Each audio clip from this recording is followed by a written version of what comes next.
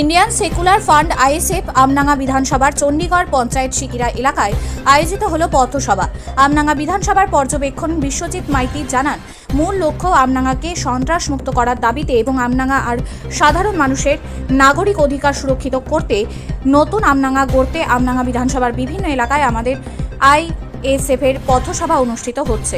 এদিন পথসভা স্থলে আইএসএফ কর্মী এবং সাধারণ মানুষের ভিড় ছিল চোখে পড়ার মতো। উপস্থিত ছিলেন আইএসএফের পশ্চিমবঙ্গের রাজ্য কমিটির সাধারণ সম্পাদক তথা আমনাঙ্গা বিধানসভার পর্যবেক্ষক বিশ্বজিৎ মাইতি, মোস্তাকি মোল্লা, রবিউল ইসলাম ও আইএসএফ ছাত্র সংগঠনের স্টুডেন্ট ফান্ডের বিভিন্ন নেতৃবৃন্দ। ব্যুরো রিপোর্ট, সত্যের আওয়াজ, বাংলা মিডিয়া। 11ই পরিবর্তন তৃণমূলকে নিয়ে আসায় তহাস সিদ্দিকীর একটা বড় ভূমিকা শোনা যায়। তহাস সিদ্দিকী বলছে ক্যানিংয়ের বিধায়ক শওকাতের খাতা খুলে দেবে, কি বলবেন? দেখুন, তহাস সিদ্দিকী আমি ছোট থেকেই দেখছি তিনি একজন ধর্মগুরু, তিনি ফুরফুরার একজন ধর্মযাজক, তিনি ধর্ম প্রচার করেন।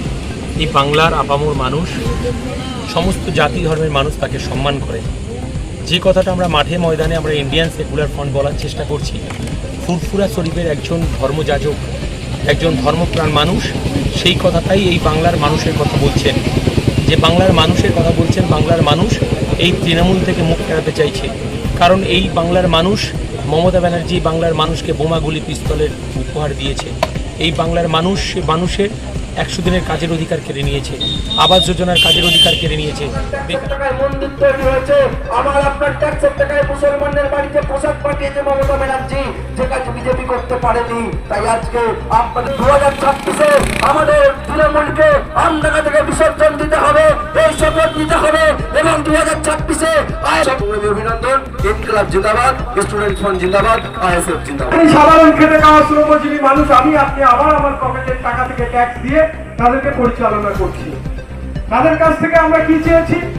আমার বাড়ির বাচ্চাটা যেন একটু উচ্চ শিক্ষায় শিক্ষিত হতে পারে, তার জন্য শিক্ষা প্রতিষ্ঠানটা যেন তৈরি হয়, শিক্ষার পরিকাঠামোগত যেন উন্নয়ন হয়, শিক্ষার মান উন্নয়নটা যেন করতে পারে এই সরকার।